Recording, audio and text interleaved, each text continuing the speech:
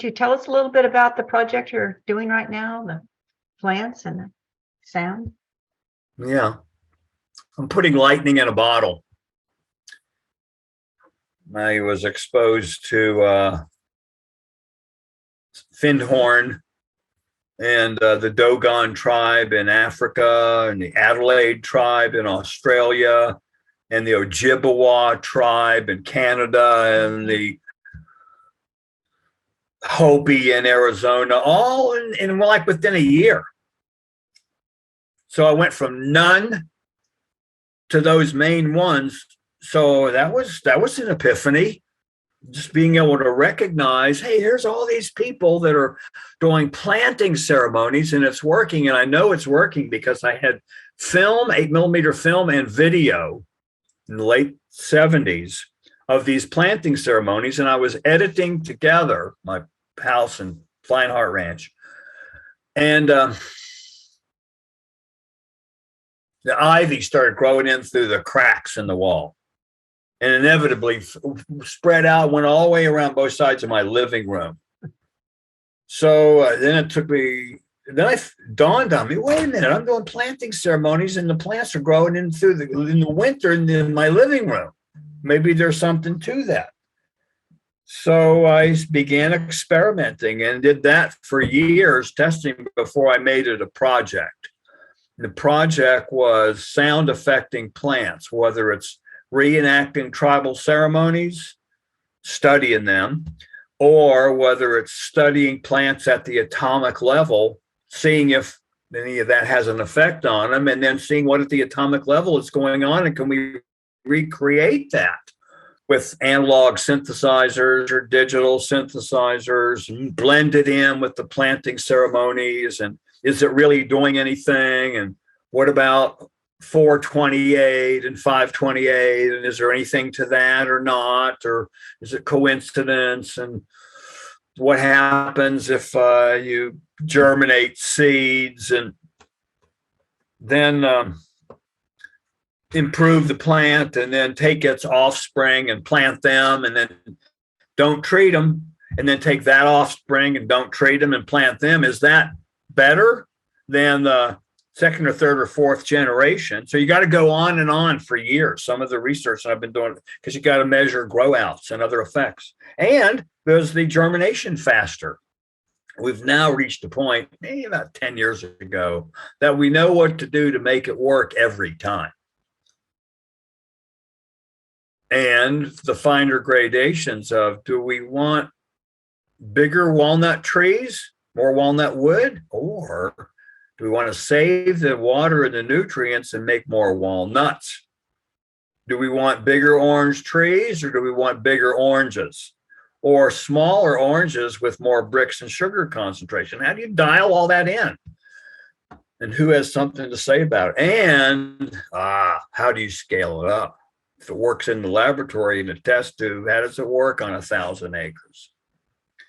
All that takes a lot of people and a lot of time. And I get to do music and science with microscopes at the same time.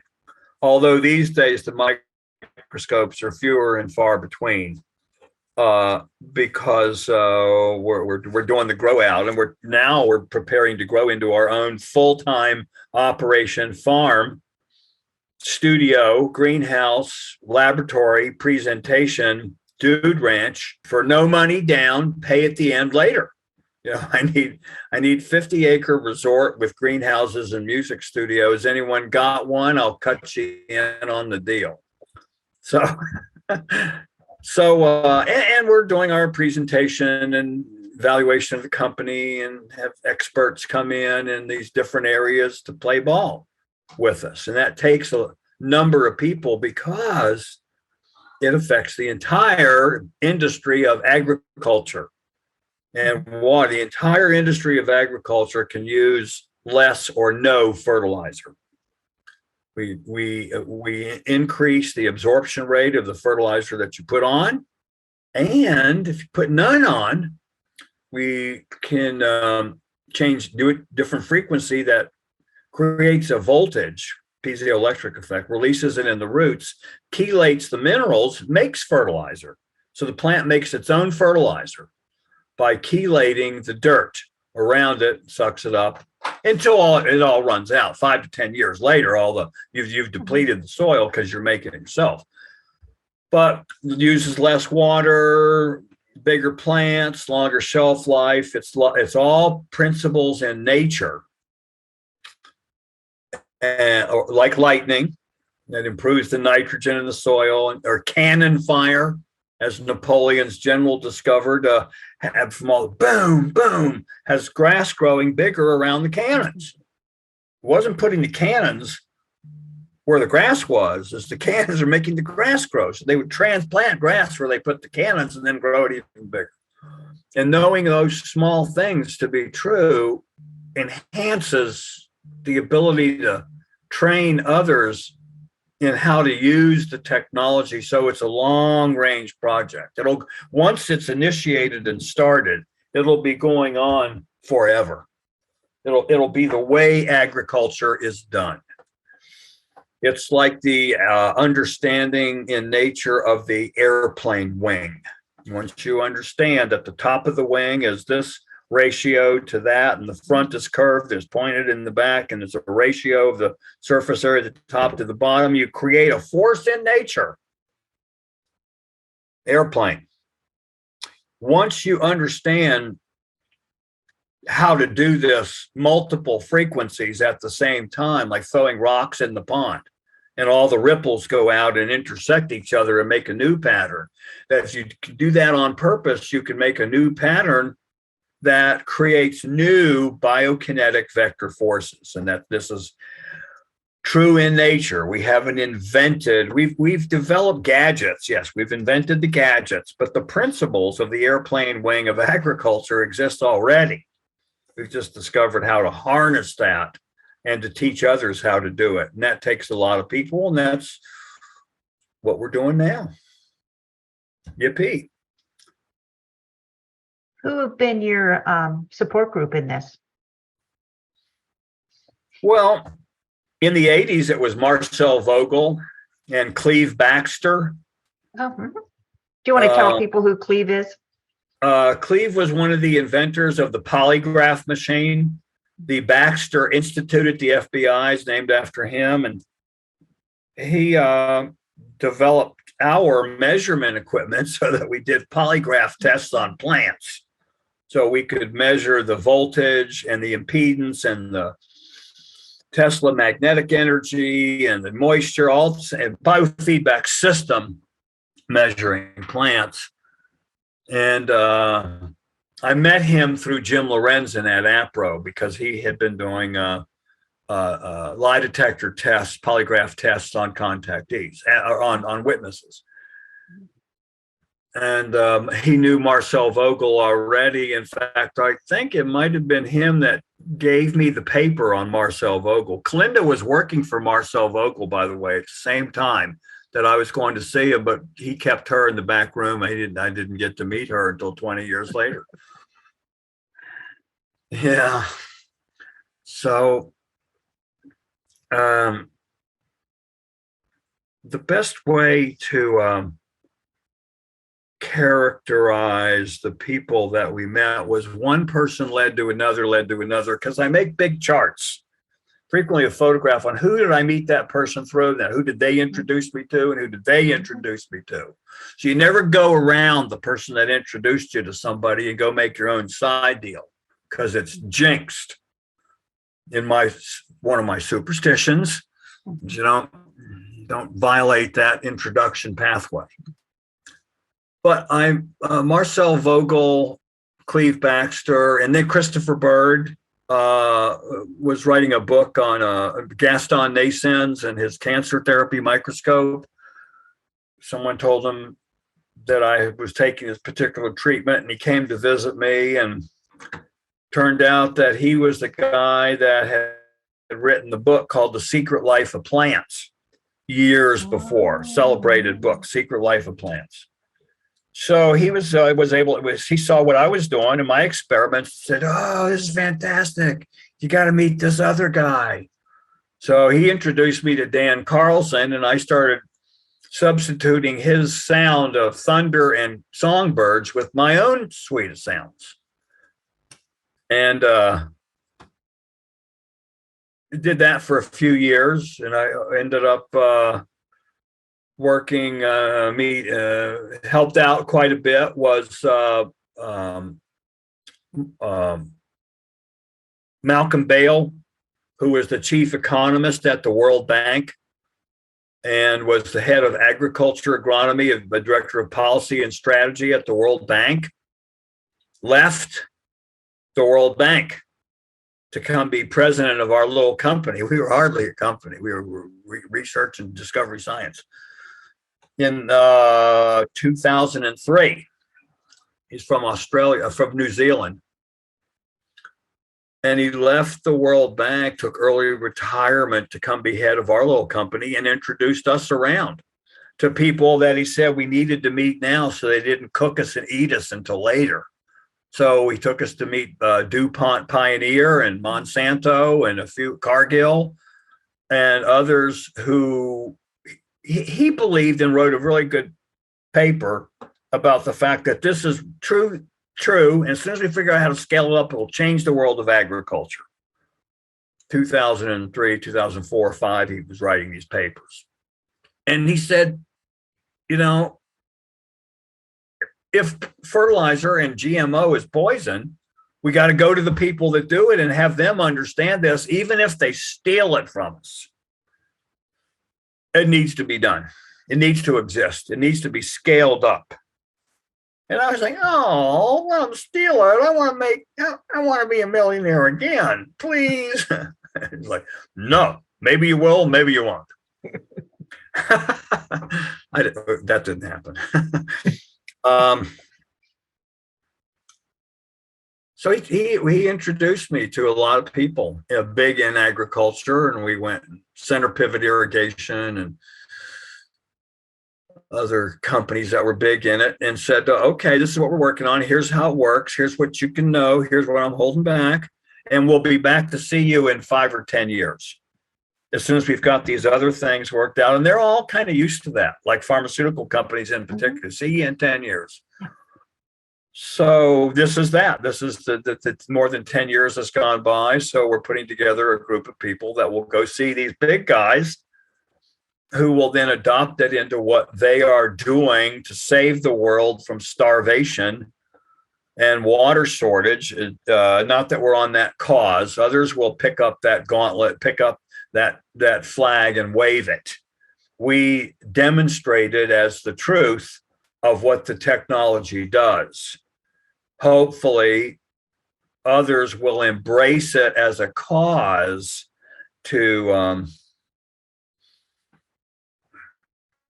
control greenhouse gases by the plants that they grow and use less water because of the root structure and those other things. We see that there's a water shortage all over and that the fertilizer in the world is all being controlled by the countries at war, Ukraine and countries in the Balkan areas are the world's fertilizer suppliers. Those huge tankers are full of fertilizer. And now not only are they making millions and millions of people homeless, there's no free food from the UN to feed them because there's no crops, because there's no fertilizer, because there's no seeds. It's awful. It's awful. It's the worst that we can imagine. So we're accelerating our way of doing it, having to have every step be carefully thought out so that it's all done correctly. The worst is that people want to copy, go, hey, that's great. And they start promoting it just so they can make money and using the wrong frequencies. And it doesn't work. And then the whole thing is, the whole situation of sonication of plants is viewed as a fable because the wrong people knew how to do e-commerce and ruined it. So we're careful of all that.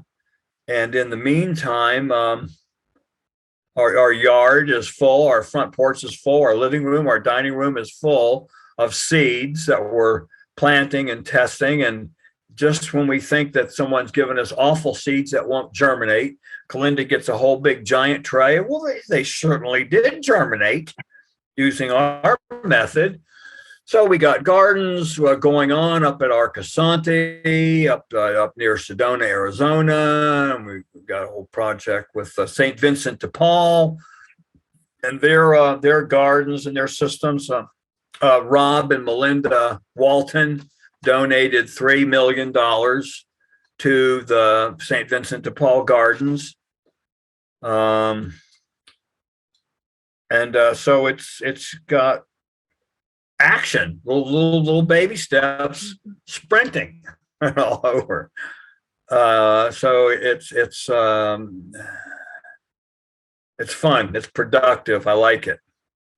It's made my hair white, but we proceed. One of the things I liked was when you shared working with the people at St. Vincent de Paul, and you gave them each a gift that they could carry with them if they ever needed to grow crops. You want to talk about that? Like if they were in a back alley, if they were homeless or whatever, they could grow a crop. Yeah, I give more than one. Every week we have a class for teaching homeless people and the volunteers from Chase Bank and Home Depot that come to work in the gardens. And the whole time that we're there, we get there, we turn on a sound system that we donated that we've pre-recorded the plant sounds and wrapped music around it, because the plant sounds are a little bit disturbing. Sounds like a fax machine on crack gone wild. So we built it into tribal and new age and classical music.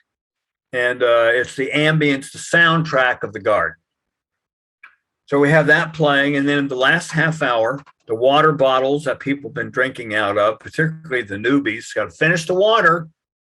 And we gather around in a circle and we go and get a little gravel and seeds and put it in. Okay, put the top back on. I don't tell them yet what that's for. They think we're saving them. And then while I'm talking, I start shaking the water bottle. So it's like a maraca, shaking. And we talk about it fitting with the music that we're listening to and the sounds and other instruments and the bull roar, the stick tied on the end of a rope, and drums, and ancient times and modern times, and cultures that raise huge fruits and vegetables in terrible soil. And they've got a planting ceremony, like the Dogon in Ethiopia, who are famous for their celebration of gods from outer space. Same tribe, same people. And the Hopi, and the Ojibwa, and in Australia, the Adelaides use a didgeridoo in a big circle with a pile of hot sand with the seeds in it. And they do it for days. Germany makes the same frequency as the Ojibwa stick on a rope. So does something to plants. So we make shakers, and I bring kazoos. You can buy a 12-pack for $4 at Party City. So I bring kazoos, in that vibration specifically tunable by the human, affects pollination and vegetative growth of plants. And drums and hand drums, and stay away from manufactured looking drums, although many of them work good. It's good to have them understand how they could turn a trash can or a coffee can over and beat on that in emergency times, and that will stimulate the plants. Police whistle, referees whistle, that does the hokey pokey. And we do that. And then once we've had that 10-minute lesson, then for the next 10 minutes, they all march up and down the pathways in the garden. You know, as the drum and jungle corps, we call it the Forkestra.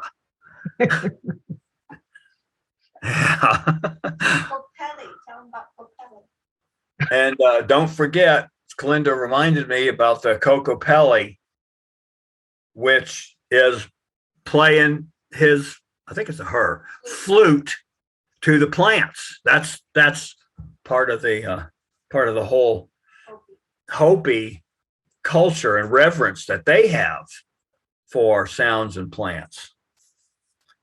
And even if we didn't have big giant sound systems or drones with the speakers attached to them, we could have people marching up and down the gardens, beating on upside down trash cans and blowing whistles and stimulating their plants. So all those things work, and people that have trouble eating should know how to do it first.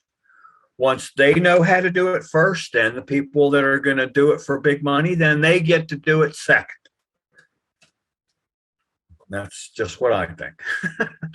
Could you tell us a little bit about Kalinda? Yeah. Who she Kalinda, is, what she does? I met Kalinda at a microscope meeting about 18 years ago on Pearl Harbor Day, December 7th. And a guy from Nebraska that I was working with was coming to Arizona to see a microscope that I was allegedly working on. He didn't think it existed, but him and Kalinda had been talking on the phone. She was trying to get a license from him on a patent that he had on seed germination. And she said, well, she wanted to come and see the guy with the microscope, or as he was saying, yeah, he's just making it up. We're going to catch him. We're going to catch him in a lie. What? Are people really out there strategizing against me to that degree? Yes, they are. Okay.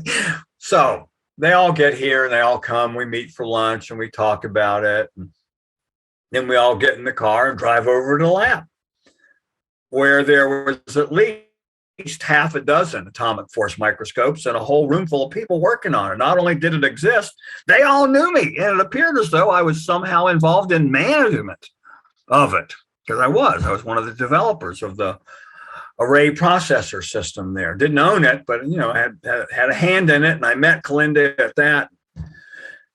She thought I was smart and pretty and decided to take me home with her. Okay. Not really. Okay. I'm not really that smart. Okay. But you are that pretty. Yeah, maybe. I don't know. Funny looking. She thought to me, so. But she thought so. Yeah. And so as long as I can keep that up, okay, we'll carry on. So she had been a TM teacher for about 10 years, traveled with Maharishi himself and his group, and lived in Switzerland and Lake Tahoe, teaching TM to the selected people that were brought in for special training. She had worked with Marcel Vogel and Supertramp and Rupert Murdoch. She had traveled with him and his family. So she has friends in the music business too, and knows how that all works. So she knew about agriculture. She knew about sound and plants. She'd been learning it from Chico long before I existed. We hit it off, and we're still working together and wake up together. We wake up together. So she's very knowledgeable in growing and using sonication, and knows about organic agriculture and organic food. Eating it is, why are you growing it like this? Oh, because we're going to eat it and make. So Kalinda grows the plants. I make the gadgets now.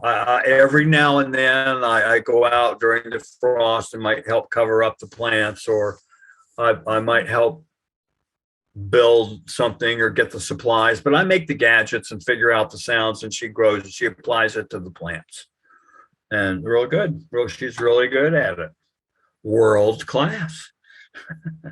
If people are interested in what you're doing, interested in your plant sonification, where can they find you? If they live in Phoenix, where can they find you at St. Vincent de Paul, or where can they find your work on the internet, and how can they become acquainted with this topic? What kind of guidebook would you give them?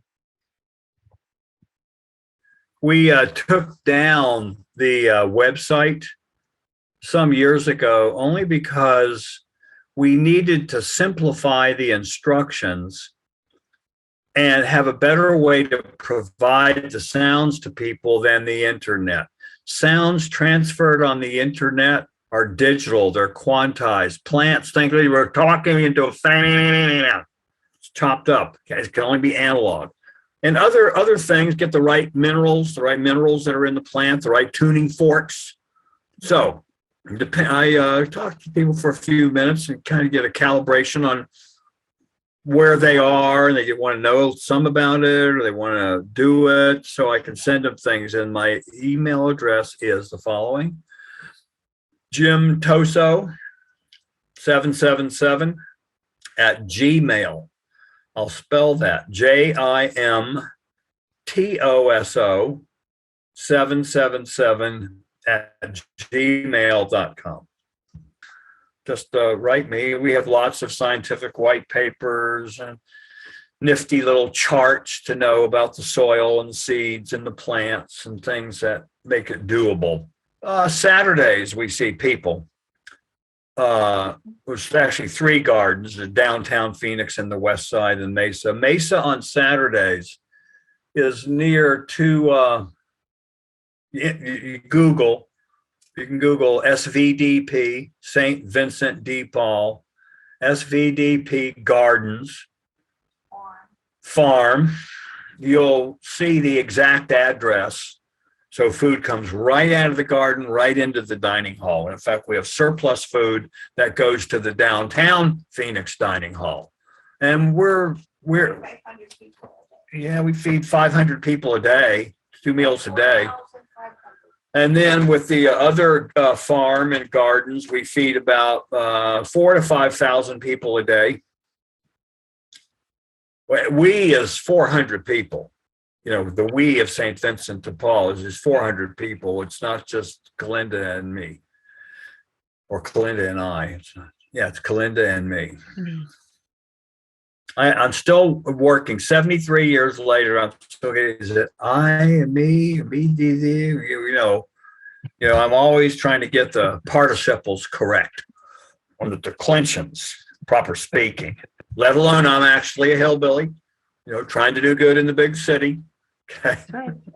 Thanks, Jim. Thanks for being with us. Thanks for sharing all of your wisdom and just opening yourself up in these ways today. My pleasure. I'm glad I could just be myself, for sure, on the radio with pictures, radio with pictures, with a friend. Right? Thank you, Dan.